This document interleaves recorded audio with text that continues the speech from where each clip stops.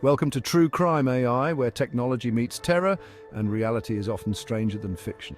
Today's story dives into a chilling case that blends the paranormal with true crime, the ghost of Hammersmith.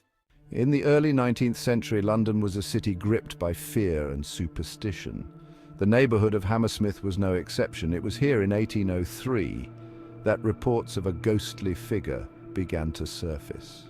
This wasn't just any ghost, it was said to be the restless spirit of a man who had committed suicide and was buried in the Hammersmith graveyard. According to local law, he was condemned to walk the earth as punishment for taking his own life. Night after night, terrified witnesses claimed to see a tall, white-clad figure drifting through the fog, often near the graveyard.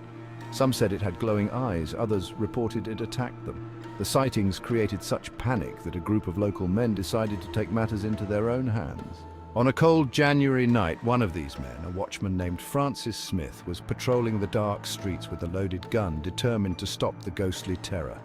Then he saw it. A white figure loomed ahead, and without thinking, Smith fired. The ghost fell to the ground, motionless.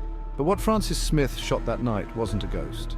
It was a man named Thomas Millwood, a local bricklayer who was simply wearing the white clothing of his trade. The horror didn't end with Millwood's tragic death, though. Smith was arrested and charged with murder, and the trial that followed was one of the most sensational of its time. The trial raised chilling questions about the intersection of fear, superstition, and the law. Could someone be held responsible for killing what they truly believed to be a supernatural entity?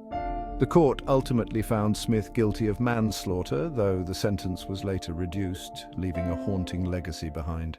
The Hammersmith ghost case remains a dark and unsettling chapter in London's history, reminding us of the terrifying power of belief and the thin line between reality and the supernatural.